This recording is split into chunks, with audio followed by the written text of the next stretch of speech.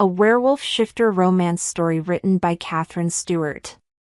The rasp of iron on stone was a familiar song in Elara's sun-dappled workshop, a counterpoint to the distant sigh of wind through the jagged teeth of the whispering peaks.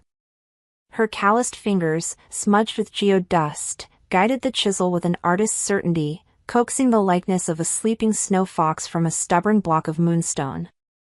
Sweat trickled down her temple, ignored. This was her sanctuary, her ordinary, precisely ordered world. A faint, pleasant warmth bloomed beneath the worn leather of her jerkin, just over her sternum. She paused, a small smile touching her lips as she absently pressed a hand there. Her secret comfort, her sunmark, seemed to hum its approval when a piece was nearing completion, a silent, inner light only she perceived. It was a connection she cherished and feared in equal measure, this intimate part of her that made solitude not just a choice, but a necessity. The jingle of a mule's bell announced Old Man Hemlock's weekly arrival. Elara sighed, the sound of contentment dissolving. While Hemlock was her only regular link to the sparse settlements further down, his visits were a minor disruption to her carefully guarded peace.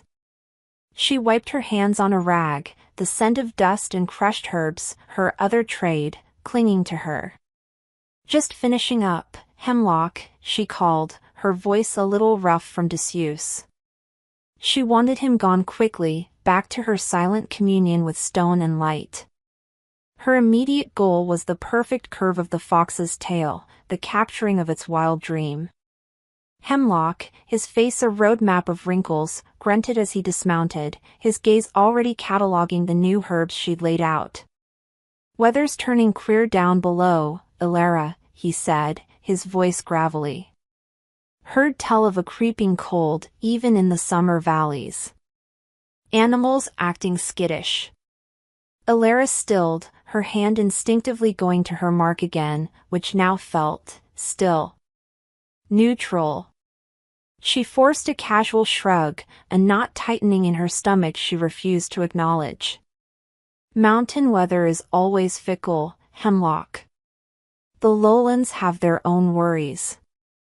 Her wistfulness for deeper connection warred with the ingrained habit of deflecting anything that might draw attention to her, to the warmth only she felt. "Nothing to do with me." He grunted again, unconvinced, then began to haggle over the price of her dried lungwort. She let him, eager to conclude the transaction. The sooner he left, the sooner she could return to the Moonstone Fox and the quiet hum of her own singular existence. As he finally turned to leave, his words, almost an afterthought, snagged in the air. "Best keep your fires stoked, girl. Some chills, they say, even a strong blaze can't rightly ward off." A shiver, entirely unrelated to the cool mountain air, traced its way down Elara's spine. She dismissed it, turning back to her workbench. But the unsettling image of a cold that fire couldn't conquer lingered, a discordant note in her peaceful solitude. The unnatural chill Hemlock had spoken of arrived with a vengeance not a week later.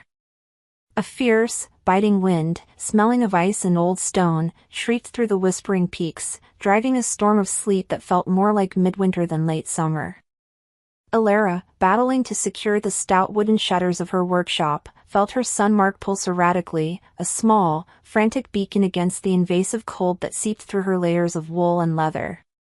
Her immediate goal was survival, the preservation of her small, warm haven against the storm's fury. The wind howled like a hungry wolf, a sound that made the hairs on her arms stand on end. This wasn't the clean, crisp cold of the high peaks, this felt deadening. Later, huddled by her hearth, the fire roaring defiantly, she found a small sparrow, fallen from its nest, lying like a frozen stone on her doorstep. Its tiny chest was still. On pure instinct, driven by a surge of sharp empathy, Elara cupped the bird in her hands, her thumbs gently stroking its frosted feathers. Her mark throbbed, a distinct, focused warmth radiating through her palms. It wasn't just her body heat, it was something more, a gentle infusion of the light she usually kept so carefully hidden. Minutes passed, the only sound the crackle of the fire and the relentless shriek of the wind. Then, a tremor. The sparrow's eyelid flickered. A tiny, gasping breath.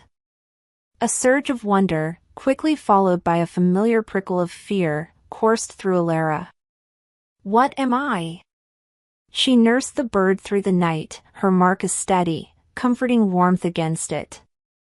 The storm raged on, a tangible manifestation of the unease that had settled deep within her. By morning, the sparrow, chirping weakly but alive, was nestled in a box lined with soft wool. The intensity of the previous day left Elara feeling drained, yet the small life she held was a fragile counterpoint to the desolation outside. The wind had died, but the cold remained, clinging to the world like a shroud. Stepping out, she saw the familiar landscape transformed, coated in a layer of crystalline ice that glittered malevolently in the weak sunlight. Far below, where the Lycan territories lay, the sky was a bruised, turbulent canvas of black and gray clouds, darker and more ominous than any she had ever witnessed. Something is wrong with the world, she murmured again, the words no longer a casual observation, but a heavy certainty settling in her heart. Her unique sensitivity, the secret warmth of her mark, felt less like a personal quirk and more like a tiny, vulnerable flame in an encroaching, unnatural winter. Weeks passed, the unsettling cold lingering in the peaks despite the calendar's insistence on summer's end. Elara found herself scanning the southern horizon more often than she cared to admit, the dream of the frost-laced wolf and its dimming inner sun recurring with disturbing frequency. Her work suffered, the stones felt colder, more resistant to her touch, and the quiet hum from her mark was often subdued, as if conserving its energy. Her primary goal became a forced normalcy, a deliberate attempt to ignore the tendrils of anxiety that tightened with each passing day. When Hemlock finally trudged up the path again, his face was etched with a new level of distress. He didn't even try to haggle, his usual bluster gone. "It's worse, Elara," he stated, his voice low, the words tumbling out. "The Frostfell, they're calling it now. Whole villages down in the Lycan lands, quiet. Just quiet.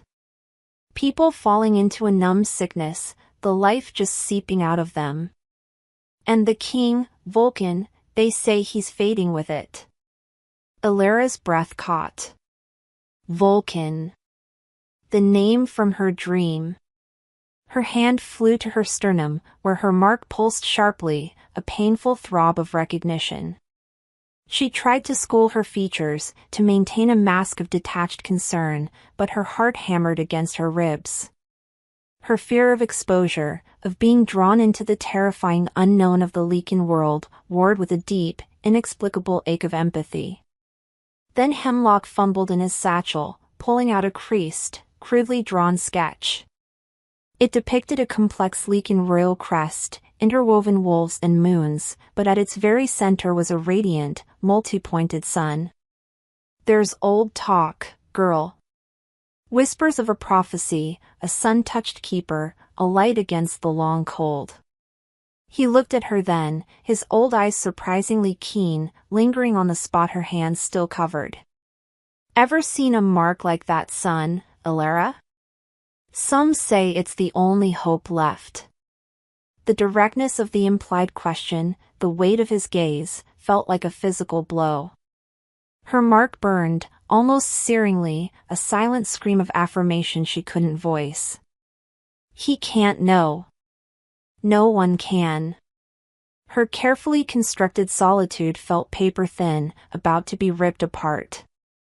"Just old tales, Hemlock," she managed, her voice barely a whisper, her mind racing. "Superstitions. People always look for magic when things get dire."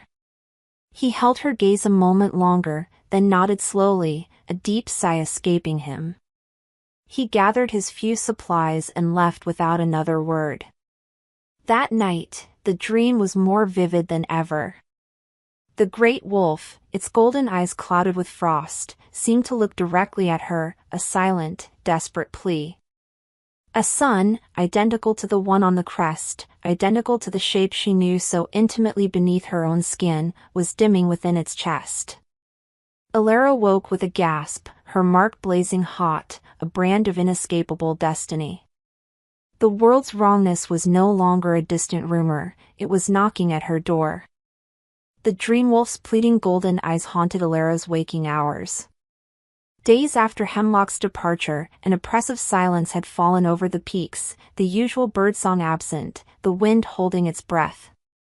She was trying to work, to force the image of a soaring eagle from a piece of sun-warmed amber, but her hands trembled, and her sunmark pulsed with a low, anxious thrum. Her immediate goal was to regain some semblance of her former peace, to convince herself the world's encroaching chill was not her burden. Then, a sound shattered the stillness, not the familiar clatter of Hemlock's mule, but the heavy tread of many feet, the clink of metal, the low growl of voices. Terror, cold and sharp, pierced through Elara. She scrambled to the small window, peering through a crack in the shutters. Her heart leaped into her throat. Lycans. 4 of them, cloaked and armed, their forms massive even from a distance. And leading them, or rather, being supported by one, was a 5th figure, taller than the rest, his movements slow, labored. Even from afar, an aura of immense, fading power clung to him. As they drew nearer, the air around Elara seemed to crackle, her mark flaring with an almost painful intensity, a wild, answering call. No. It can't be. Her instinct was to flee, to barricade herself, but her feet felt rooted to the stone floor. The Lycans stopped before her cottage. The one supporting the taller figure, a broad-shouldered Lycan with silver streaking his dark hair and eyes that held a weary desperation, scanned the cottage. Then the taller one, his face gaunt, his breathing shallow, lifted his head. His gaze, the color of dying embers, swept past the window and fixed, unerringly, on her, on the very spot where her mark blazed beneath her tunic. He stumbled forward, a guttural sound escaping him, his hand outstretched. The warmth, his voice was a raw whisper, like stones grinding together. I can feel it. The sunstone, it calls. As he drew within a few feet of her door, the heat from Elara's mark surged, an almost visible wave of energy. The Lycan King, for it could be no other, visibly straightened. A flicker of vitality, a ghost of his former power, sparked in his dulled eyes. He took a firmer step, his gaze locking with hers through the narrow gap in the shutters. Shock, raw and undiluted, flooded Elara. Her world, so carefully constructed, so fiercely protected, had just been irrevocably shattered. The connection, the terrible, undeniable truth of her dreams and Hemlock's warnings, was here, on her doorstep. The silver-haired Lycan, his expression a mixture of awe and desperate hope, stepped forward as the king swayed, catching his arm. He looked directly at Elara, his voice resonating with quiet authority. Our king, Volkan, is dying. The sunstone within him fades. Ancient lore speaks of a sun-touched, one whose light can rekindle the flame. His gaze was unwavering, heavy with implication. Woman of the peaks, you are our last hope. Elara recoiled from the window as if burned, her mind a maelstrom of denial and terror. Last hope? Sun-touched? The words echoed Hemlock's fearful superstitions, now given terrifying weight by the imposing presence of the Lycan King himself. Her immediate goal was to make them leave, to slam the door on this impossible reality and retreat back into the safety of her obscurity. No, she choked out, her voice barely audible even to herself. You're mistaken. I'm just a sculptor. There's nothing special about me. She backed away from the door, heart hammering, her hands instinctively covering her sternum, as if to physically suppress the blazing heat of her mark. This was a nightmare. These were Lycans, beings of legend and fear, and their dying king believed she held his life in her hands. The silver-haired Lycan, Soren, didn't try to force his way in. His voice, though firm, carried no threat, only a profound weariness. The sunstone does not lie, mistress. Its call, however faint, led us here. To you. As if to punctuate his words, King Volkan, who had seemed momentarily stronger, sagged heavily against Soren. A visible tremor ran through his large frame, and the faint spark in his eyes dimmed alarmingly as Elara increased the distance between them. The air in her small cottage grew noticeably colder, the familiar comfort of her hearth seeming to shrink against an encroaching, unnatural chill that emanated from the king. His pain was a palpable thing, a suffocating blanket of despair that reached out and clawed at her own empathy. Elara watched, horrified, as Volkan's breathing grew more ragged. The man was dying before her eyes, and her retreat seemed to accelerate it. Guilt, sharp and unwelcome, pierced through her terror. Her internal flaw, her deep-seated fear of exposure and the vulnerability that came with connection, was now in direct, brutal conflict with her innate compassion. Soren, his gaze never leaving hers, gestured to the king. His life force is tethered to the stone. As it fades, so does he. The Frostfell, it claims him. It claims us all. Only your warmth, the light spoken of in the old prophecies, can push it back. He then unrolled a brittle parchment map, its edges blackened by the Frostfell's touch, revealing vast swathes of Lycan territory consumed by an encroaching, shadowy blight. The visual evidence of the kingdom's suffering was a stark counterpoint to her desperate denials. Seeing Volkan shiver violently, his lips tinged with blue despite the furs he wore, Elara took an involuntary step closer to the door. The movement was small, hesitant, but the effect was instantaneous. The king's shivers lessened slightly. His breathing eased a fraction. The undeniable proof of their connection, of her mark's influence, left her shaken to her core, stripping away her defenses. The terror remained, but it was now mingled with a dreadful, burgeoning sense of responsibility. What do you want from me?" she whispered, the words a surrender to the impossible truth. Soren's shoulders, broad and laden with the weight of his king's life, sagged almost imperceptibly with relief at her question. "We need you to return with us to Oakhaven, the capital," he explained, his voice regaining some of its lost strength. "To stay near the king. We believe, we hope, that your constant presence, your innate warmth, can fully reignite the Sunstone, drive back the Frostfell, and save him." It wasn't a command, not truly. The desperation in his golden eyes, the raw plea beneath the formal words, made that clear. This was a kingdom on its knees. King Volkan, drawing upon a reserve of will that seemed almost inhuman, pushed himself upright, away from Soren's support. The brief surge of vitality Elara's proximity had granted him was fading again, but his gaze, when he fixed it on her, was clear, imbued with a regal dignity that even his profound illness could not entirely extinguish. "Woman of the Peaks," his voice was raspy, each word an effort, yet it resonated with an ancient power. "I would not ask this of you if any other path remained. I ask not for your servitude, nor for you to face a danger you did not choose." He paused, a shudder running through him, a stark reminder of his precarious state. "But my people, our world turns to ice. Our children forget the sun." His gaze held hers, an appeal that transcended words, a king begging not for himself, but for his legacy, for life itself. Elara looked from Volkan's noble, suffering face to the bleakness of the map Soren still held, then to the memory of the tiny, frozen sparrow she had warmed back to life.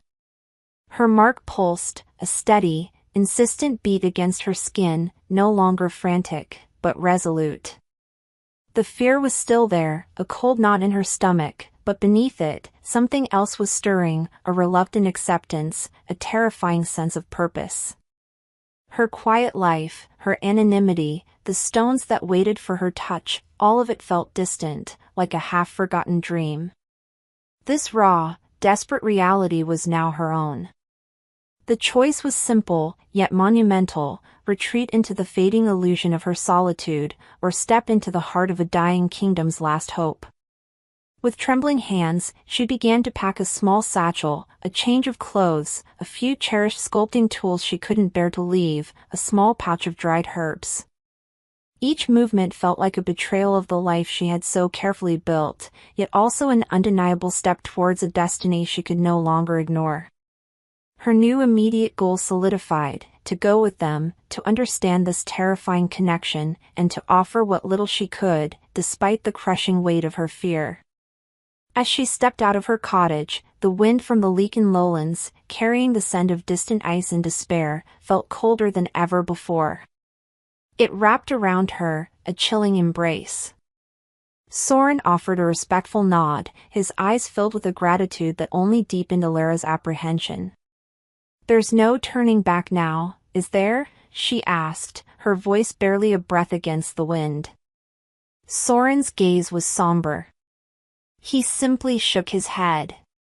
The path down from the whispering peaks, towards the dying king and his fading kingdom, was set. The journey from the whispering peaks was a blur of rugged terrain and unspoken anxieties, Elara's small pony struggling to keep pace with the long strides of the Lycans. King Volkan, though still weak, rode near her, the subtle warmth from her sun marked a lifeline she could feel him clinging to. Oakhaven, when it finally rose from the frost-tinged plains, was a city of breathtaking, melancholic grandeur. Towers of dark stone, intricately carved with ancient symbols, pierced a sky the color of bruised plums. But the Frostfell's touch was everywhere. The great river that coiled around the city was edged with unnatural ice, its current sluggish. Fountains in public squares stood frozen mid-spray, crystal monuments to a dying vitality. The Lycans on the streets, their forms usually exuding an untamed energy, were bundled in heavy furs, their movements listless, their faces etched with a quiet despair that mirrored the king's own suffering. Elara, overwhelmed by the sheer scale of the city and the pervasiveness of the blight, felt a fresh wave of intimidation. Her small, isolated workshop felt a lifetime away. Her immediate goal was simply to absorb, to understand the enormity of what she had stepped into, and to somehow survive the initial shock of this new, demanding reality. She was housed in opulent chambers adjacent to the king's own, the heavy scent of pine and old leather a stark contrast to the clean, mineral air of her mountains. Even through the thick stone walls, she felt it, the constant, almost imperceptible thrumming of the sunstone within Volkan, a subtle magnetic pull towards her own mark, like a fading star seeking its twin. The effect of her proximity on Volkan was undeniable. Within hours of their arrival, some color had returned to his drawn face. He moved with a little more ease, his voice, though still weak, held a firmer timbre. But he was far from well, the Frostfell's icy grip was tenacious. A strange mix of resentment at this forced intimacy and a burgeoning, unwilling sense of responsibility warred within Elara. She hadn't asked for this, yet the proof of her influence was irrefutable. This city, these people, their king, their fate was now inexplicably tangled with hers. Later that day, Volkan, leaning on a carved staff that seemed as ancient as the city itself, led her into a vast, circular council chamber. Firelight flickered in a central hearth, casting long, dancing shadows on the faces of a dozen Lycan lords and ladies. Their golden eyes, sharp and assessing, fixed on Elara, a human anomaly in their midst. Some held a flicker of desperate hope, others, undisguised suspicion. The air was thick with unspoken questions. Volkan's voice, though strained, resonated with kingly authority. Council of Oakhaven, I present to you Elara of the Whispering Peaks. He paused, his gaze sweeping over them before returning to Elara, a heavy weight of expectation in his eyes. She is our son. The title, stark and profound, settled over Elara like a suffocating shroud, the immensity of their hope a crushing burden. Days in Oakhaven bled into a routine dictated by proximity and observation. Elara's primary goal became learning about the Sunstone, her strange connection to it, and the Lycans whose fate now seemed so entwined with hers. Soren, Volkan's loyal beta, arranged for her to meet with Lyraka, the kingdom's eldest lore master, a wizened she-wolf whose eyes held the accumulated knowledge of centuries. From Lyraka, Elara learned the Sunstone wasn't merely an artifact but a sentient crystalline consciousness, the vibrant heart of the Lycan Kings. For millennia, it had required a human symbiotic partner, a keeper of warmth from a specific bloodline, to maintain its full radiance. Elara's lineage, Lyraka explained with hushed reverence, was that of the Keepers, a line long thought lost to time and tragedy. This new knowledge was both illuminating and terrifying. It gave context to her mark, to the warmth, but it also cemented her inescapable role. While Soren and a slowly improving Volkan treated her with a growing, almost reverent respect, not all in the court were so welcoming. Lord Kale, a powerful council member with eyes like chips of obsidian and a perpetually disdainful curl to his lip, made his skepticism clear. He questioned Elara's origins, the convenient rediscovery of the Keeper lineage, and subtly sowed seeds of doubt about her true capabilities. A mere human, Elara overheard him sneer to another lord in a tapestry-hung corridor, his voice a low growl. A fragile vessel for such a monumental task. The Sunstone fades because its time is over.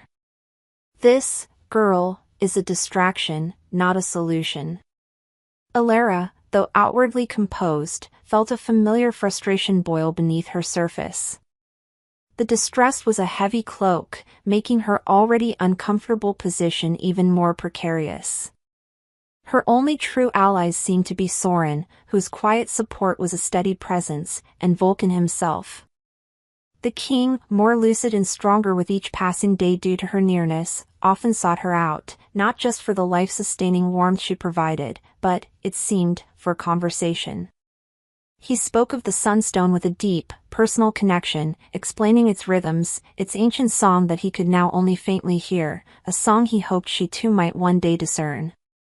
In these moments, sharing quiet observations about the stone or the encroaching Frostfell, a fragile thread of connection began to weave itself between them, a flicker of understanding that transcended the purely symbiotic nature of their bond. The internal politics of the court, the veiled hostility from Kale's faction, and the sheer weight of expectation began to wear on Elara. Kale's suggestion to Volkan, that retreating or seeking alliances with the hardier, unaffected northern clans might be more practical solutions than relying on a human girl and a fading legend, echoed in her mind, planting a seed of her own doubt about her ability to truly make a difference. The fragile equilibrium of Elara's new reality shattered one frigid evening. Despite her constant presence near Volkan, a sudden, violent surge of the Frostfell swept through the royal wing of the citadel. Braziers sputtered, their flames dwindling to ghostly blue flickers, ice, sharp as glass, bloomed across the stone floors, and a bone-deep chill, more profound than any Elara had yet experienced, settled over everything. Volkan, who had been reviewing state documents with Soren, cried out, his body convulsing as if struck by an invisible blow. The nascent strength Elara's presence had fostered seemed to drain from him in an instant, his skin taking on a deathly, gray pallor. Panic, cold and sharp, lanced through Elara. Her immediate goal was singular: save him. Soren rushed to his king's side, barking orders to nearby guards who seemed frozen by the sudden onslaught. But Elara knew their efforts would be futile against this. This was an attack on the Sunstone itself, a direct assault on Volkan's fading life force. Driven by an instinct more profound than thought, she pushed past the bewildered guards. Lyraka's words about the Keeper's role, about the sentient stone, echoed in her mind. It needs connection, not just proximity. Reaching Volkan, who was now slumped unconscious in his great chair, his breathing shallow and erratic, Elara didn't hesitate. She knelt before him, unlaced the front of her tunic with trembling fingers, and pressed her bare sternum, where her sun mark blazed with a desperate, incandescent light, directly against the cold metal of his royal insignia, directly over where she intuitively sensed the dimmed sunstone lay within his chest. The contact was electric. A blinding flash of golden light erupted from her mark, met by a responding, shuddering pulse from deep within Volkan. It felt as if her very life essence was being drawn out, yet simultaneously, an ancient, powerful energy surged back into her. The room temperature spiked, the encroaching ice cracking and receding with audible hisses. Volkan gasped, his body arching, and then, slowly, color began to seep back into his face. The relapse halted, his breathing, though still labored, steadied. Elara collapsed backward, gasping, the sudden expenditure of energy leaving her weak and trembling, but a fierce, wild triumph coursed through her. She had done it. She had actively channeled her power. Witnesses, Soren, Lyraka who had hurried in, a few stunned guards, stared in a mixture of awe and profound terror. Kale, who had appeared in the doorway during the crisis, his face a mask of cold calculation, watched Elara with an expression of unconcealed fear and something akin to predatory interest. Volkan, his eyes fluttering open, found Elara's hand, his grip surprisingly strong.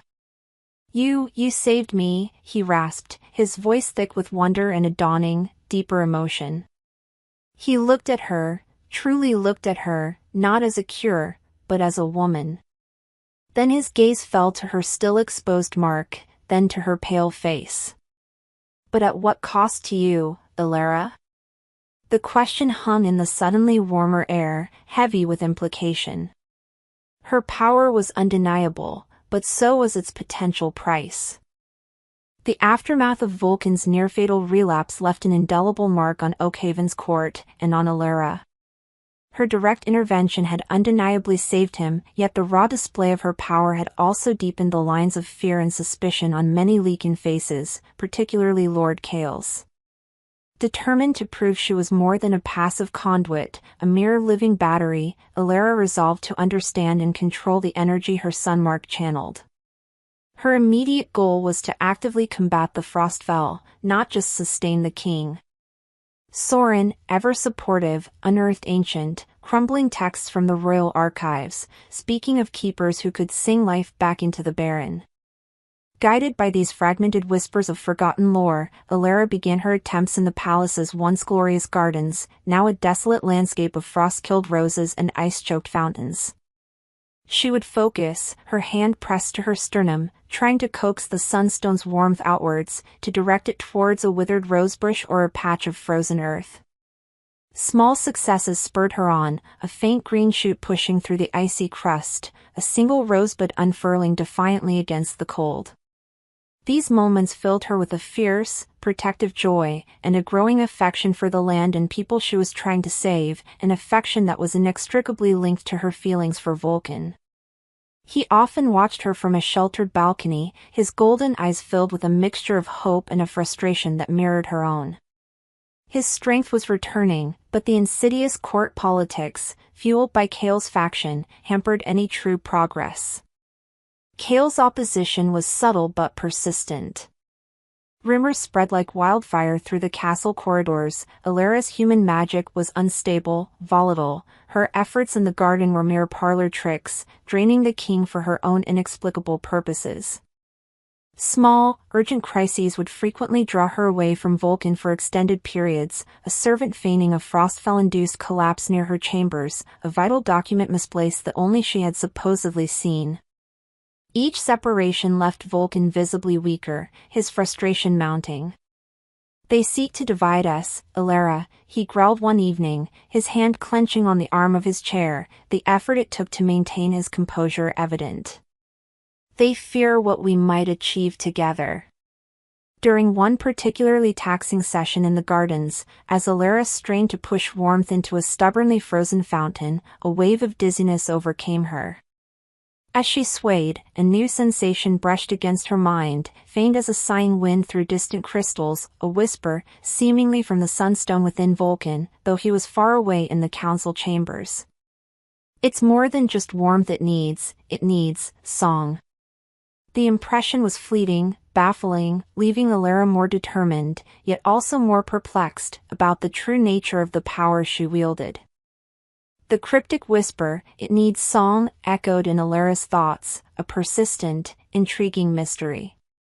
Her attempts to understand it, to replicate the sensation, proved fruitless, leaving her frustrated and Volkan increasingly concerned by her preoccupied state. The king himself, though physically stronger, felt the sunstone within him growing more agitated, its faint pulses more erratic than usual. His goal, and Elara's, became twofold: to decipher this new layer of their connection and to find a way to stabilize the sunstone beyond mere proximity. The midpoint shift arrived not with a bang, but with an intimate, shared tremor of reality. One evening, as Elara sat with Volkan in his private study, the room warmed by a crackling fire and her steadying presence, she was describing the strange, crystalline whisper. As she spoke, her hand resting absently on her sunmark, Volkan reached out, his own hand covering hers, their fingers lacing together over the source of her warmth. The moment their skin touched over her mark, a jolt, not unpleasant but profoundly startling, shot through them both. The room seemed to dissolve. They were no longer in the study, but adrift in a place of swirling, opalescent light, the air thrumming with a silent, ancient music. Before them, or perhaps within them, pulsed a colossal, multifaceted crystal, the sunstone, revealed in its true, conscious form. Its voice, if it could be called that, filled their minds not with words, but with pure understanding, a torrent of images and emotions. It showed them its origin, a being of starlight and warmth that had willingly bound its essence to the Lycan King's lineage for mutual strength, and to a parallel line of human keepers, like Elara, to act as conduits and harmonizers.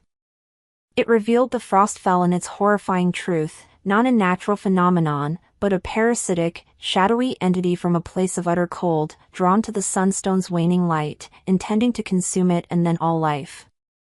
And then, the most damning vision: generations past, an ambitious Lycan lord, an ancestor of Kale, attempting to master the sunstone without a keeper, to wield its power for conquest, an act of arrogance that had fractured its light and created the first vulnerability, the first whisper of the Frostfell into their world. The vision receded, leaving Elara and Volkan gasping, back in the study, their hands still clasped tightly over her mark, the fire now low. Awe, terror at the Frostfell's sentient malevolence, and a cold fury at Kale's ancestral betrayal warred within Elara. For Volkan, the revelation was a seismic shock, recontextualizing his entire reign, his ancestors' legacy, and Elara's prophesied arrival. The game had irrevocably changed. The stakes were no longer just survival, but a battle against a conscious, ancient evil, with an ancestral treachery at its root. Their connection was not just symbiotic, it was a sacred, chosen bond, and Elara's role was more pivotal, more deeply ingrained in the fabric of their world's destiny, than either had ever dared to imagine. "It's alive," Volkan breathed, his voice hoarse with the immensity of it all, his golden eyes fixed on hers, reflecting the sunstone's inner light. "And it chose you, Elara, not by chance, but by an ancient pact, long before I ever knew you existed." The shared vision of the sunstone's truth left Elara and Volkan shaken but forged with a new, unshakable unity. The immediate goal was to process the enormity of the revelation and decide how to proceed, knowing the true nature of their enemy and the deeply rooted treachery within their own walls.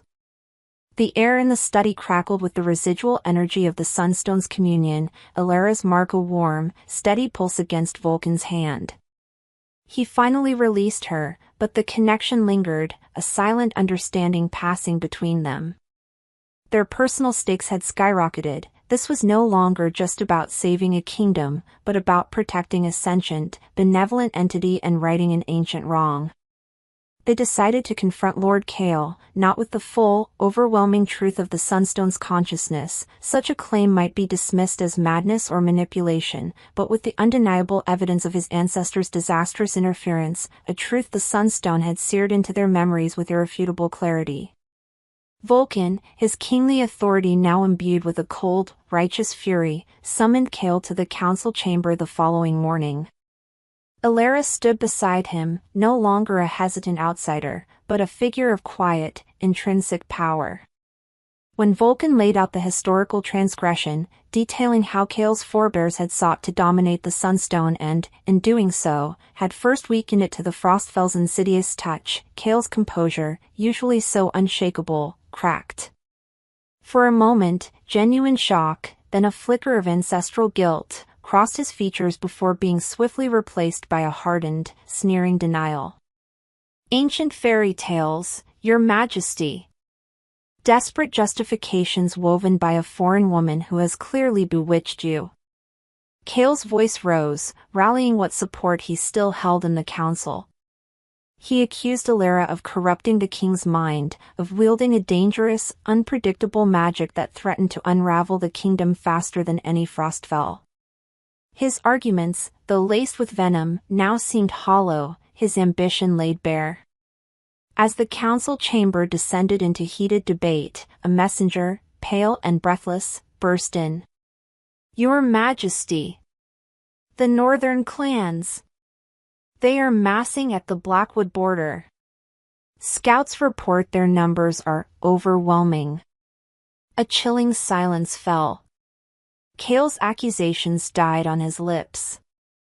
The immediate fallout of their confrontation was overshadowed by an even more pressing threat. The kingdom's internal turmoil, its spiritual blight, had left it vulnerable, an open invitation to opportunistic rivals. Volkan's gaze met Elara's, a new, grim urgency hardening his features. The pressure had just magnified tenfold. The fight for Oakhaven was no longer just against a creeping cold and internal dissent, but against an invading army. Kale, in a last, desperate bid to regain control and discredit Elara, seized the moment. If this keeper is truly our salvation, he challenged, his voice ringing with false piety, let her prove it now. Let her go to Blackwood. Let her banish the Frostfell that weakens our border defenses, alone. If she is what she claims, the northern clans will see her power and retreat. If she fails, then she is a fraud, and you, my king, are leading us all to ruin. Kale's challenge hung in the frigid air of the council chamber, a gauntlet thrown with malicious intent. Elara felt the eyes of every Lycan lord upon her, a suffocating weight of expectation, doubt, and a desperate, clinging hope. Volkan moved to protest, his voice a low growl of warning. Kale, this is madness. The Blackwood is overrun with Frostfell, and the northern clans are at its edge. To send her there alone. But Elara silenced him with a small, almost imperceptible shake of her head. Her fear was a cold knot in her belly, yet beneath it, the Sunstone's earlier vision, its silent plea and the revelation of Kale's ancestral betrayal, had ignited a new, steely resolve. Her goal was no longer just to survive or to sustain Volkan, it was to fight. To prove not just Kale wrong, but to prove to herself, to the Sunstone, and to Volkan that she was more than a passive vessel. I accept the challenge, Lord Kale, she stated, her voice surprisingly steady, echoing in the suddenly silent chamber. Days later, under a sky choked with gray, Frostfell-laden clouds, Elara stood at the edge of a blighted hamlet near the Blackwood. The air was biting, the silence unnatural, broken only by the mournful creak of a frozen signpost. Volkan had argued fiercely against her going alone, but she had been adamant. This, she knew, was a test she had to face on her own terms. Soren and a small, loyal escort remained at a distance, a silent, anxious watch. guided by the Sunstone's faint, insistent whispers, more feelings and images now than the earlier, singular word, and her own deeply ingrained intuition with minerals, Elara focused. She remembered the sensation of shaping stone, of listening to its inner structure. The Sunstone, she realized with dawning clarity, was not so different. It was alive, it had structure, it had a voice, and its energy could be directed. Closing her eyes, Elara pressed her hand to her mark. She didn't just push out warmth, she visualized it, a golden river of light, coaxing it, shaping it with her will, trying to sing to the dormant life within the frozen soil as she had once coaxed form from unyielding amber. It was an immense strain. Sweat beaded on her brow despite the crippling cold. Slowly, painstakingly, a patch of earth at her feet began to thaw. A single, frost-encrusted blade of grass quivered, then straightened, a defiant spear of green. Hope, fierce and desperate, surged through her. But the Frostfell was a tenacious, chilling presence, pushing back, resisting her efforts with a palpable, sentient malevolence. The initial clearing was small, her energy rapidly depleting. The hamlet remained largely untouched, its silence mocking her efforts. From the ridge where he observed, Kale's voice, amplified by a sneering aide, carried across the frozen landscape. A pathetic display. The Frostfell barely yields. She is not enough to save us. His declaration was a cold pronouncement of her near failure, designed to crush the nascent hope she had managed to ignite. Kale's jeering words were like shards of ice against Elara's already strained nerves. Exhaustion threatened to pull her under, the small patch of green she'd coaxed from the frozen earth a pitiful testament against the overwhelming blight. Doubt, cold and insidious, began to creep in. Maybe he's right. Maybe I'm not enough. Her goal to prove her worth, to give the kingdom a tangible sign of hope, seemed to crumble. Just as despair began to take root, a familiar, powerful presence broke the line of Soren's silent guard. Volkan. His golden eyes blazed with a fury that had nothing to do with the cold, his strides eating up the distance between them. He defied his council's protocol, ignored Kale's outraged spluttering, and came to stand directly before Elara in the blighted hamlet, a king placing himself beside his chosen champion.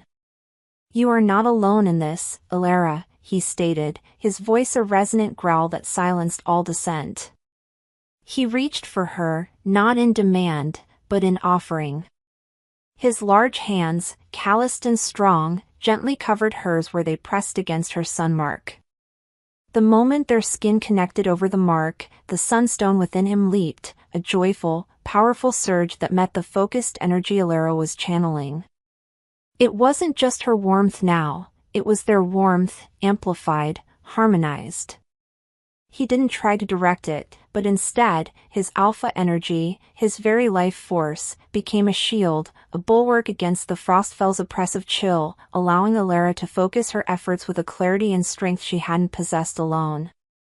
Their bond, symbiotic and now consciously collaborative, created a resonant loop of power.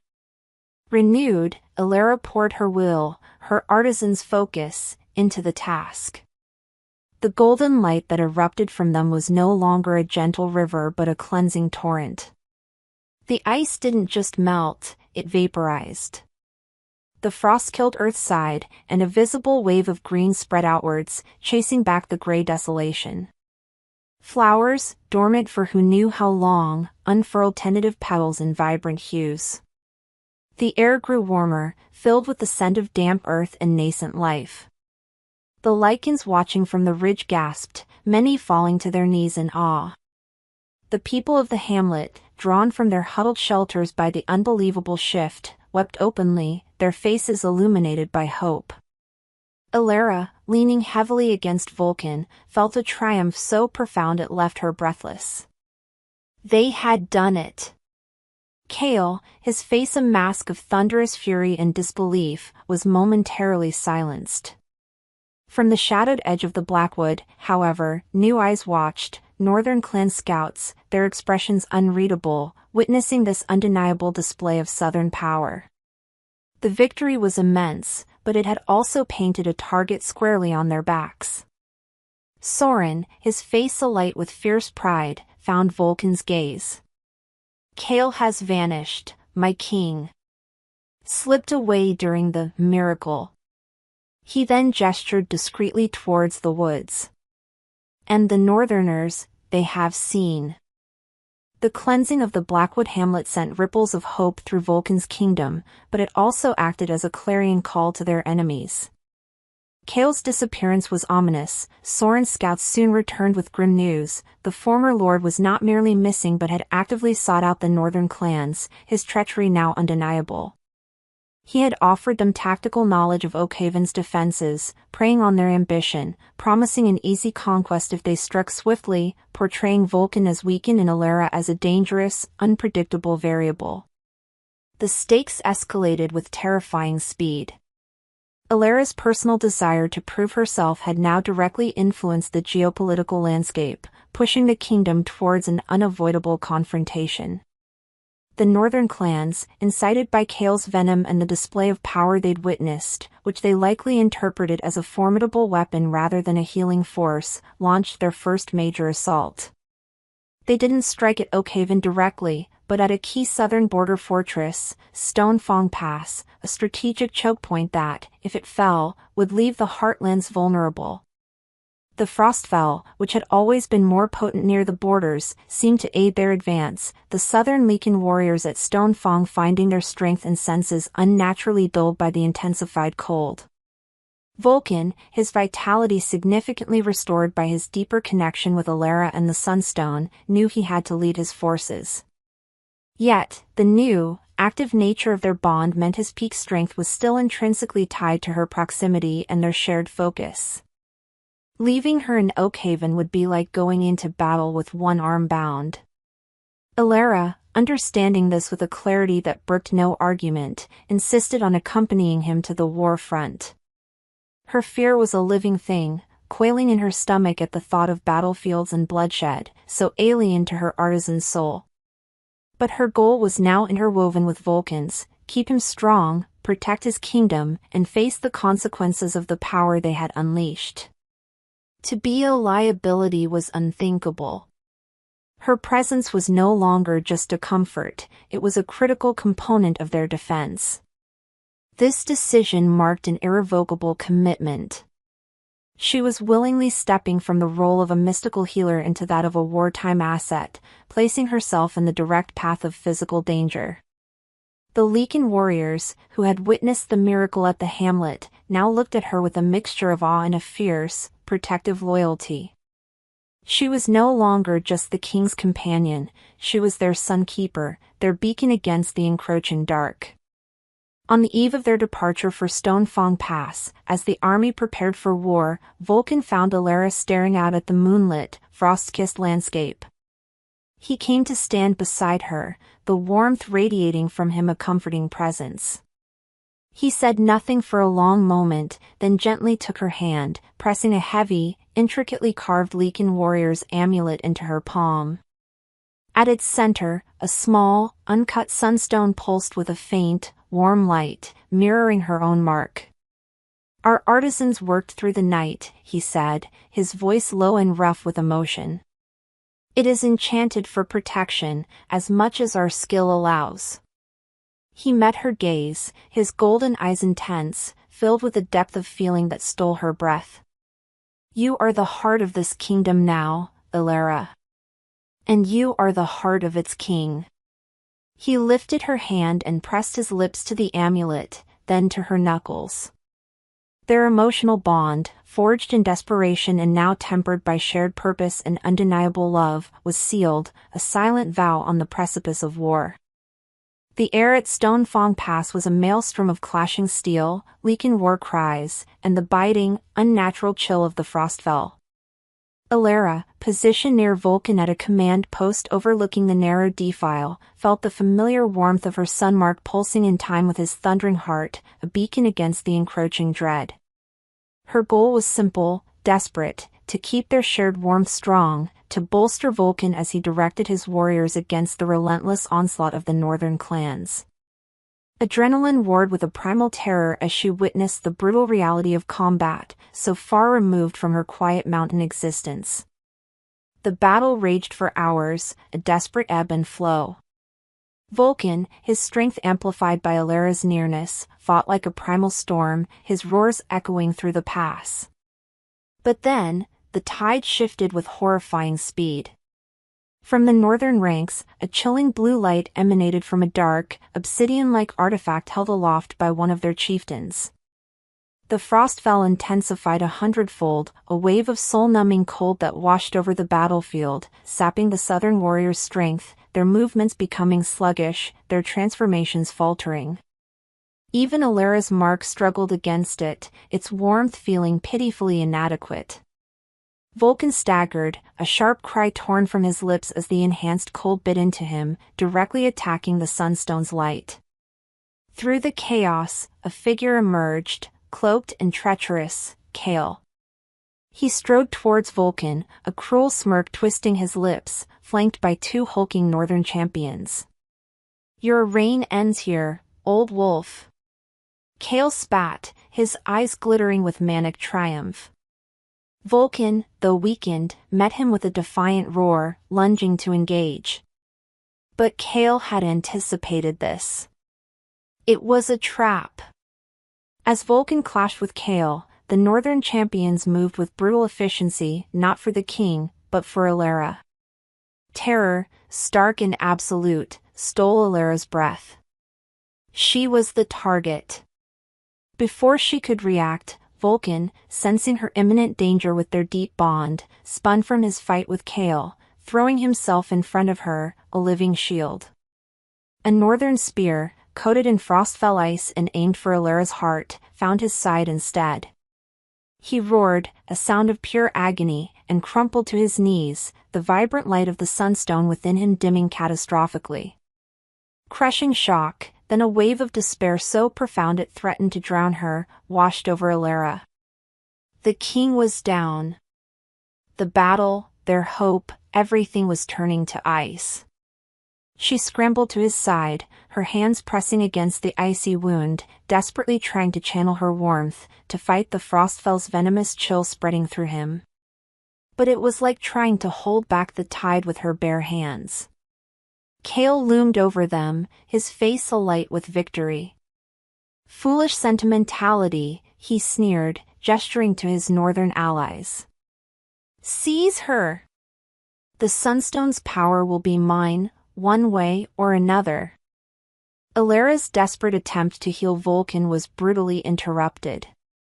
Rough northern hands seized her, tearing her away from his failing form. She cried out, a raw sound of anguish and fury, struggling against their iron grip, her gaze locked on Volkan's pale, still face. Her immediate goal was to break free, to return to him, but she was hopelessly outmatched. The sunstone amulet he had given her was ripped from her neck, its faint warmth extinguished as it clattered onto the blood-stained snow. Soren, his face a mask of grief and battle rage, saw the king fall in Elara's capture. With a roar that echoed Volkan's own primal power, he rallied the remaining loyal southern warriors. Their counterattack was desperate, a doomed effort to reach their king and his keeper. But the amplified Frostfell and the sheer numbers of the northern clans were overwhelming. Soren, recognizing the battle for Stonefang Pass was lost, made the agonizing decision to save what little remained. He and his warriors fought a brutal, bloody retreat, managing to retrieve Volkan's unconscious body from under Kale's disdainful gaze, but Elara was dragged away, a prisoner of the triumphant northerners. As the distance between her and Volkan grew, Elara felt the symbiotic tether that bound them to the sunstone fray, then stretched thin, a painful tearing sensation deep within her soul. The warmth of her own mark dwindled alarmingly, leaving a cold, aching void where its vibrant pulse had always been. Her vitality, so intrinsically linked to the stone and its king, began to wane. She was imprisoned within the chilly, makeshift tent of the Northern Alpha, Ulfric, a pragmatic, hard-bitten warrior, less overtly cruel than Kale, but with an ambition that glittered coldly in his pale eyes. He saw in Elara not a person, but a tool, a means to an end. Kale, his triumph radiating from him like a poisonous aura, visited her tent. "Your king is a memory, little spark," he taunted, his voice dripping with contempt. "The sunstone weakens with every breath he doesn't take. Soon, it will be inert, a dead thing, unless its power can be transferred." His gaze was speculative, chilling. Ulfric entered then, his presence filling the tent. He dismissed Kale with a curt nod, his attention solely on Elara. Her defiance was a fragile ember against the despair threatening to consume her. "Your efforts at Stonefang were impressive," Ulfric stated, his voice a low rumble. "But your king is finished. The Frostfell has him. The Sunstone, however, still holds a remnant of its power." He paced before her, a caged predator. "My seers believe its essence can be guided into a new vessel before it extinguishes entirely." His eyes, like ice chips, met hers. "You, Keeper, will assist in this. You will help us sever the dying bond and usher in a new era of strength for the North." He paused, letting the implication hang heavy in the freezing air.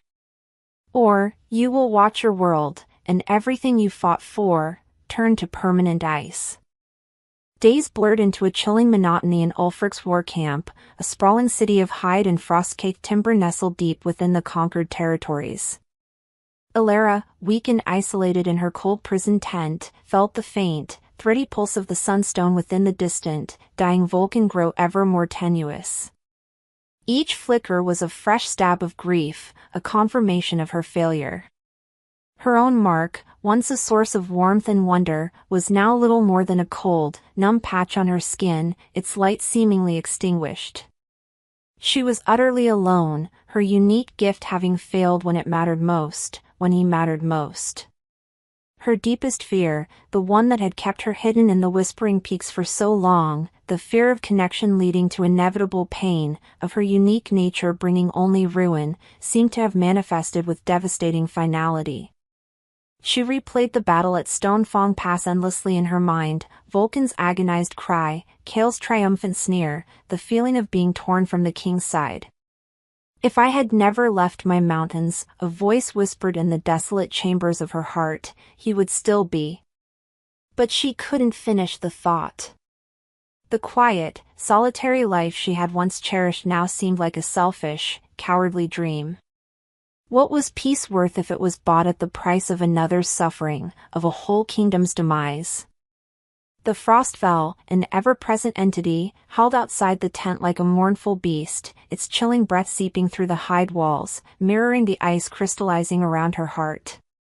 Kale visited occasionally, his taunts like barbs, each one designed to break what little spirit she had left. Ulfric grows impatient, "Keeper," he'd said on his last visit, a predatory gleam in his eye. "The sunstone fades.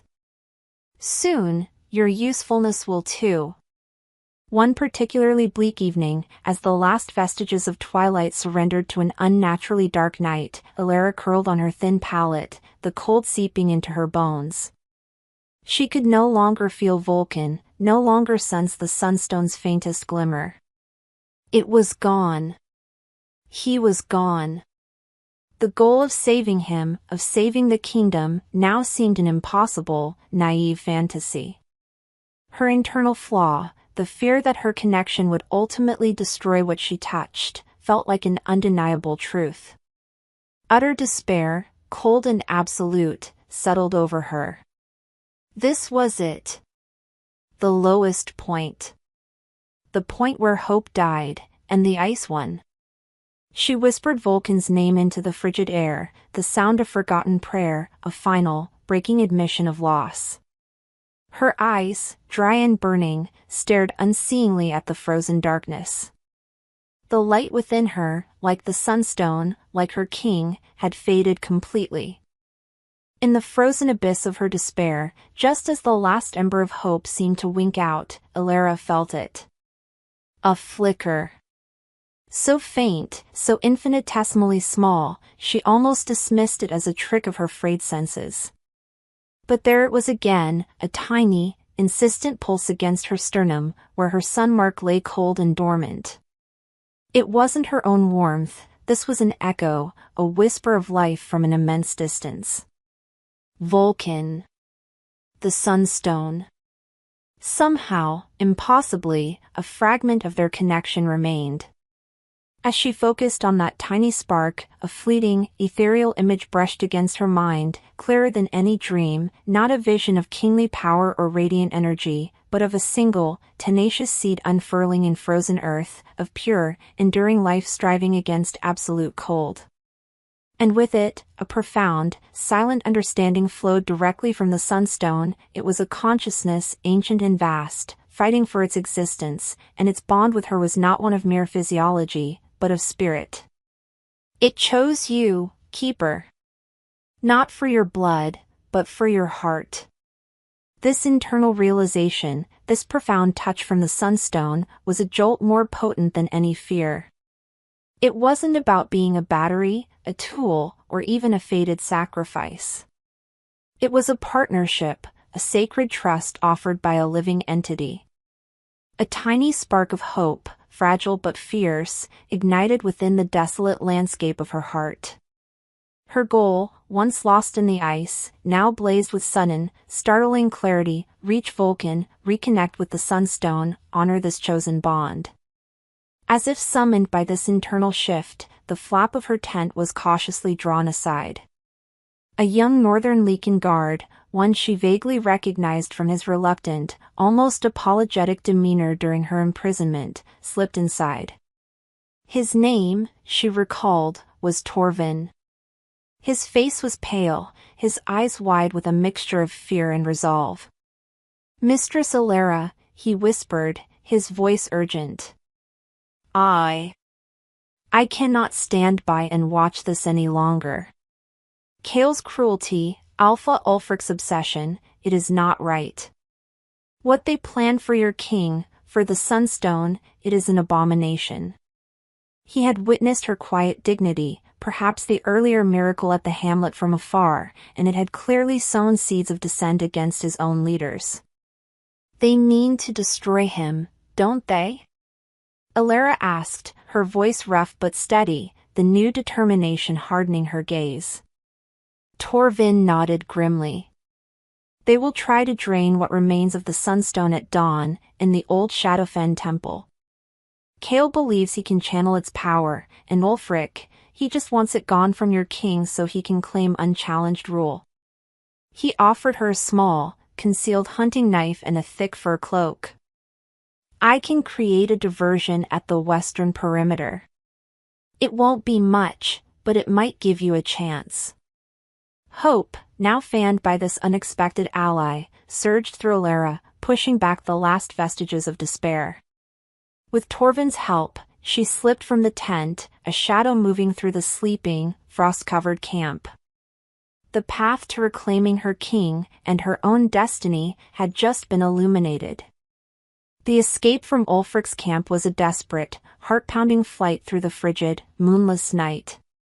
Torvin's diversion, a cleverly set fire that sent a plume of acrid smoke billowing near the western watchtowers, bought Elara precious minutes.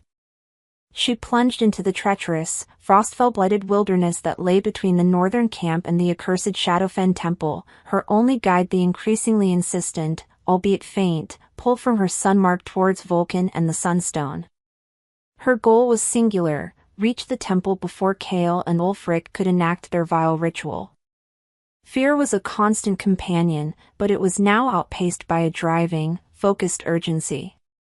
After what felt like an eternity of stumbling through ice-slicked forests and over frozen marshland, her borrowed cloak snagging on skeletal branches, she saw a flicker of firelight ahead. Not the chaotic blaze of Torvin's diversion, but the controlled glow of a hidden encampment. Soren. Relief, so potent it almost buckled her knees, washed over her as she recognized his imposing silhouette. He and a handful of Volkan's most loyal warriors, gaunt but resolute, had managed to evade the northern patrols, their primary objective to keep their dying king from falling completely into enemy hands. They had Volkan sheltered in a shallow ice cave, his breath a mere whisper of frost in the frigid air, his great form still and terrifyingly cold. The sunstone within him was a barely perceptible ember. Elara rushed to his side, her own mark aching with a desperate need to reconnect. "He's alive, Soren," she breathed, relief and renewed terror warring within her. But fading fast. Quickly, her voice tight with urgency, she explained everything: the Sunstone's sentient choice, Kale's plan to drain its power at the Shadowfen Temple at dawn, Torvin's aid. A new, almost feral determination settled in her. She knew, with a certainty that came from the Sunstone's earlier touch, that simply being near Volkan was no longer enough. The Frostfell had too strong a grip, Kale's ritual would be too direct an assault. Her final plan formed with chilling clarity, born of desperation and her newfound understanding of her bond. "I have to do more than just provide warmth," she told Soren, her eyes blazing with an almost feverish light. "I have to merge with it. With him. Our consciousness, the Sunstone's, Volkan's, and mine. We have to become a unified front of life energy, to expel this parasitic cold from within." It was an immense risk, a spiritual melding that could shatter her own identity, leave her lost between worlds. But the thought of Volkan, of the Sunstone, being extinguished by Kale's greed was of far greater terror. She had to overcome her deepest fear, not of exposure, but of annihilation, of losing herself to this profound connection. Soren, seeing the unshakable resolve in her eyes, the echo of the Sunstone's own ancient power, nodded slowly, his face grim but filled with a renewed, desperate hope. He clasped her arm. "The remaining warriors are few, Sunkeeper, but they are yours to command." He turned to the huddled Lycans. "To the Shadowfen. For our king. For our son." They raced towards the temple, the first, pale fingers of a blood-red dawn staining the eastern sky. The Shadowfen temple loomed from the frozen marsh like a skeletal maw, its ancient stones slick with Frostfell ice, an aura of profound corruption clinging to it. The air was heavy, unnaturally silent save for the distant, guttural chanting that emanated from within, Kale and Ulfric, already beginning their dark ritual. Elara's heart hammered against her ribs, a frantic drumbeat against the resolute calm she fought to maintain. Her goal was to reach Volkan, to initiate the merging before Kale could sever or steal the Sunstone's fading light. Anticipation, sharp and coiling, tightened her nerves. Soren and his handful of warriors, moving with the desperate stealth of cornered wolves, engaged the northern guards posted outside the temple entrance. The clash of steel was sharp, brutal, each cry a stark punctuation in the frigid dawn. Elara didn't wait. Using the diversion, she slipped past the fighting, her gaze fixed on the dark archway of the temple. The pull from her sunmark was a screaming agony now, a desperate SOS from the dying Sunstone. Inside, the temple was a cavern of ice and shadow. At its center, upon a crude stone altar, lay Volkan, his great form terrifyingly still, his skin almost translucent. The Frostfell entity, a visible miasma of writhing, shadowy tendrils, was coalescing around him, trying to latch onto the last, faint glimmer of the sunstone within his chest. Kale stood before the altar, his arms raised, chanting in a forgotten, guttural tongue, his eyes burning with a feverish, power-hungry light. Ulfric stood beside him, a dark, obsidian dagger in his hand, clearly intended to make the final, severing cut. "Stop!" Elara's voice, though not loud, cut through Kale's chanting, imbued with a desperate authority that made both Lycan leaders turn, their faces contorting in fury and surprise. "The little spark returns for the inevitable," Kale sneered, his lips curling. You are too late. The stone is almost mine. Ulfric, prepare to cut him free of its fading life. Ulfric raised the obsidian dagger, its edge glinting malevolently in the gloom. Time seemed to slow. Elara knew she had only moments. Soren and his warriors were still engaged outside. She was on her own here, facing down two powerful Lycans and a parasitic entity from beyond the veil. But the Sunstone's silent plea, Volkan's prone form, the memory of its conscious choice of her, it all fueled an iron resolve. She would not let them win. She broke into a run, her focus narrowed to the altar, to the dying king and the fading light she was sworn, by spirit and by heart, to protect. The point of direct confrontation, the culmination of all her fears and all her newfound strength, was imminent. Ignoring Kale's venomous taunts and Ulfric's upraised dagger, Elara reached the altar. There was no time for hesitation, no room for the fear that had once defined her. Her only goal, a singular, blazing imperative, was to save Volkan, to answer the Sunstone's desperate call. She placed her hands flat against Volkan's icy chest, directly over where the last ember of the Sunstone pulsed. Her own sunmark erupted, a searing nova of golden light against her skin. I am here, she whispered, not to the men, but to the ancient consciousness within, and to the fading spirit of her king. I am with you. She closed her eyes, not shutting out the world, but opening her deepest self, her very essence, to the symbiotic bond. She called to the Sunstone, not as a supplicant, but as its chosen partner, offering her strength, her spirit, her artisan's intuitive understanding of form and energy. She reached for Volkan's consciousness, buried deep beneath the Frostfell's ice, with all the love and fierce protectiveness that had bloomed within her. For a terrifying moment, there was nothing but cold silence. Then, a spark. The Sunstone surged, a joyful, resonant answer. Volkan's spirit, a slumbering titan, stirred and met hers. A three-way communion, a blinding, transcendent fusion of light and energy, erupted in the dark temple.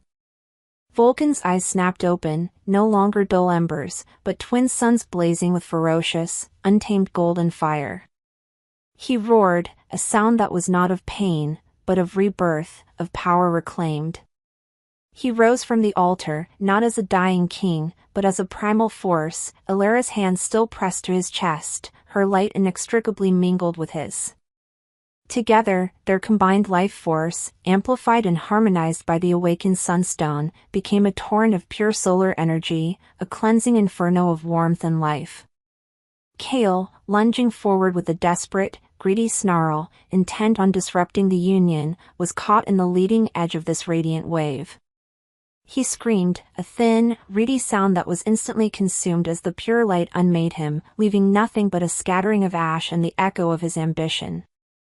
Ulfric, the obsidian dagger falling from his nerveless fingers, stumbled back, his face a mask of stunned, abject terror as the Frostfell entity, the shadowy miasma clinging to the temple walls, shrieked and recoiled violently from the incandescent power. Elara and Volkan, moving as one, their thoughts and intentions perfectly aligned, directed the torrent outwards. The solar energy blasted through the temple, shattering the Frostfell's grip, ice vaporizing, ancient stones warming for the first time in centuries. The wave of light and warmth surged beyond the temple walls, across the blighted Shadowfen, then further, a visible tide of life pushing back the unnatural cold from the surrounding lands. The parasitic Frostfell entity, its shadowy form unraveling, dissolved with a final, despairing wail, banished by the undeniable power of the united Sunstone. Slowly, the incandescent light subsided. Volkan stood tall and strong, his hand now covering Elara's over his heart, his body thrumming with revitalized power. Elara, leaning against him, was breathless but whole, her mark glowing with a steady, confident light. The temple was cleansed, bathed in a soft, golden luminescence. Silence descended, profound and absolute, broken only by the gentle, rhythmic sound of dripping meltwater. The sudden, profound silence in the aftermath of the energy surge was almost as jarring as the preceding chaos. Volkan, his breath coming in deep, even drafts, slowly lowered his hand from Elara's, his gaze, still blazing with golden light, finding hers. A universe of emotion passed between them, awe, gratitude, and a love that had been forged in the heart of despair and now shone with an unbreakable strength. Her immediate goal, and his, was to simply process the enormity of their victory, the scale of the power they had unleashed together. Outside the temple, the sounds of fighting had ceased. Soren, his armor battered, his face grimed with battle but his eyes alight with fierce triumph, appeared in the archway, flanked by his weary but victorious warriors. He stopped short, his gaze sweeping over the transformed temple, the lingering golden aura, and his revitalized king standing with Elara. Awe filled his expression. Behind him, the remaining northern Lycans, their will broken by the terrifying display of power and the dissolution of the Frostfell's oppressive chill, were laying down their arms. Alpha Ulfric, his face pale and his earlier arrogance shattered, was pushed forward by his own disbelieving guards. He looked from the radiant king to the woman by his side, then slowly, with a visible effort, sank to one knee, his head bowed in submission. The Frostfell, it is gone, he stammered, his voice hoarse. We yield, King Volkan. We yield to the true sun. Volkan nodded, his regal bearing fully restored, though his eyes, when they rested on Ulfric, held no malice, only the weary wisdom of a leader who understood the cost of ambition. Rise, Ulfric, he commanded, his voice resonant with his renewed power. There has been enough ice, enough shadow. Today, the sun returns to all Lycan lands. Word of the Frostfell's cataclysmic retreat, of the miracle at the Shadowfen Temple, spread like wildfire. Elara and Volkan, their hands finding each other's again, shared a quiet moment amidst the dawning realization of what they had accomplished. The exhaustion was bone deep, but it was a clean, honest fatigue, sweetened by the profound relief of survival and the deep joy of their shared victory. The symbiotic bond, once a source of fear and imbalance, now felt like a comfortable, steady warmth, a perfect harmony between them. As the first true rays of the unfiltered morning sun pierced through the temple's high windows, bathing them in natural golden light, it felt stronger, warmer, more alive than it had in generations. You did it, Elara, Volkan murmured, his thumb stroking the back of her hand. His voice was filled with an emotion that made her heart swell. A small, tired smile touched her lips. No, she replied softly, her gaze meeting his, reflecting the deep, unwavering love she saw there. We did it. The kingdom was safe. The immediate threats were neutralized. The long night was finally over. Weeks, then months, flowed by like a healing river, washing away the last vestiges of the Frostfell's chill. The land, under the Sunstone's revitalized influence and the tireless efforts of its people, began to flourish. Oakhaven, once a city of muted grays and frozen silence, now pulsed with vibrant life. Fountains danced once more, gardens bloomed with riotous color, and the Lycans, their spirits renewed, their senses sharp, filled the streets with laughter and song. Elara, no longer the reclusive artisan of the Whispering Peaks, stood beside Volkan, her quiet strength a perfect complement to his resonant power. Her sunmark, once a secret anxiety, was now a beautiful, natural emblem of life and hope, openly displayed when she wore the simpler gowns she still preferred. She was Queen Elara, the Sunstone's keeper, a title she now bore not as a burden, but with grace and a deep, abiding sense of purpose.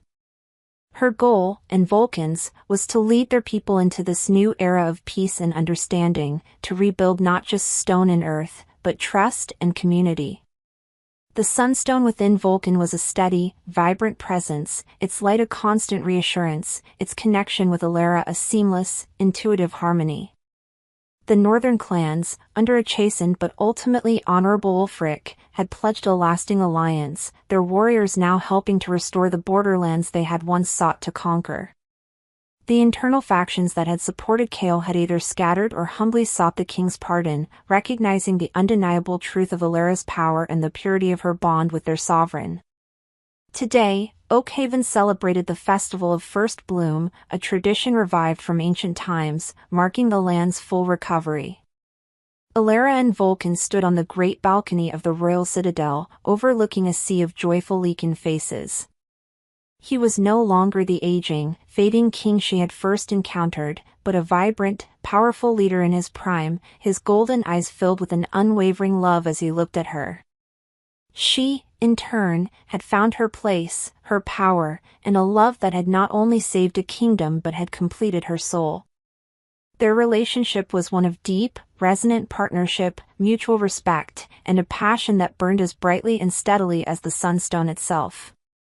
As the evening sun cast a warm, golden glow over the celebrating city, Volkan gently touched his fingers to her sternum, just over her mark, a familiar gesture of love and connection. Elara covered his hand with hers, feeling the steady, shared warmth that was the lifeblood of their kingdom and their hearts. They looked out at their thriving capital, then at each other, a silent promise of a shared future passing between them, united and strong. The world was alive again, and their love was its brightest sun. Perhaps, in the quiet years to come, new little lights, faint and warm, might indeed join their own, carrying the legacy of the Sunstone into a future filled with enduring hope.